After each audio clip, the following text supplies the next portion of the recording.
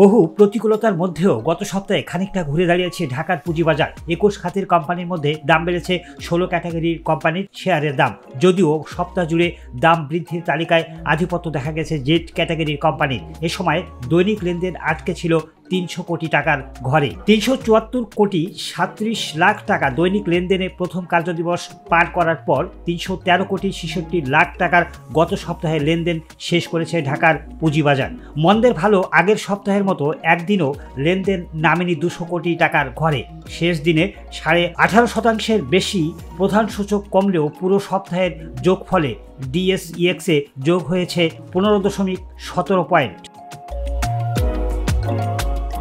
সপ্তাহ ব্যবধানের ঢাকা স্টক এক্সচেঞ্জের বাজার মূলধন খানিকটা বাড়লেও আধিপত্য দেখিয়েছে জেড ক্যাটাগরির কোম্পানি। দর বৃদ্ধির তালিকায় থাকা শীর্ষ 5 কোম্পানির মধ্যে প্রথম 3টি প্রতিষ্ঠানই জেড ক্যাটাগরির আর পরের 2টি প্রতিষ্ঠান বি ক্যাটাগরির। দর বৃদ্ধির শীর্ষ 5 কোম্পানি তালিকায় এ ক্যাটাগরির কোনো কোম্পানি জায়গা না পেলেও দাম কমতি তালিকায় থাকা শীর্ষ 5 কোম্পানির মধ্যে সবচেয়ে ভালো মানের এ ক্যাটাগরির প্রতিষ্ঠান রয়েছে 3টি। খাত ভিত্তিক লেনদেনে দেখা যাচ্ছে গত সপ্তাহে শেয়ার বাজারে বিনিয়োগকারীদের টেনেছে ব্যাংক খাতের 36 প্রতিষ্ঠান।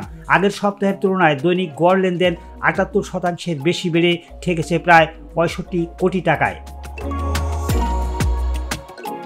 জ্বালানি খাতের 23 প্রতিষ্ঠানের দৈনিক গড় লেনদেন প্রায় 21% বেড়ে 16 কোটি 79 লাখ টাকায়।